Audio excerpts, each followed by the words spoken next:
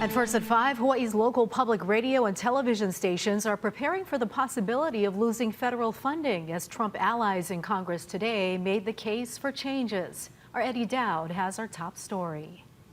The debate over Sesame Street has reached Sand Island, where PBS Hawaii says 20% of its budget comes from federal funding.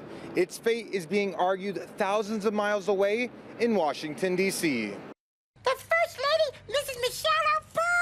NPR and PBS have increasingly become radical left-wing echo chambers for a narrow audience. At the Department of Government Efficiency Subcommittee, Republicans grilled the national heads of PBS and NPR, while Democrats came to their defense.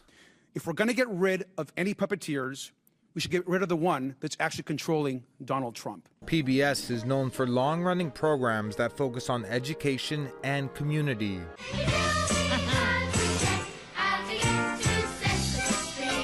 Just this year, its Frontline documentary series highlighted the impacts of Maui's deadly wildfires. Several key players were also not on site to help manage the crisis. Hawaii's PBS and public radio stations produce their own local content, like the Insight series, which tackles key issues in the state. So should Hawaii look to enforce stricter regulations for cell phones in schools?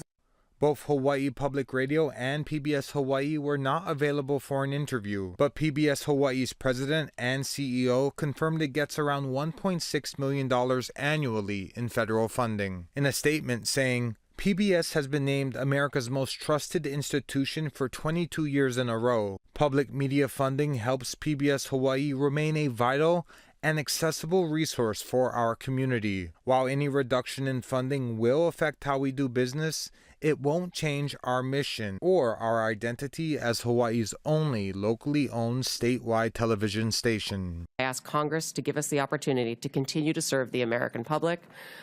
I will invite you to listen with a fresh ear, and to that end, our newsroom invites you to join us on air. Eddie Dowd, Hawaii News Now. The Maui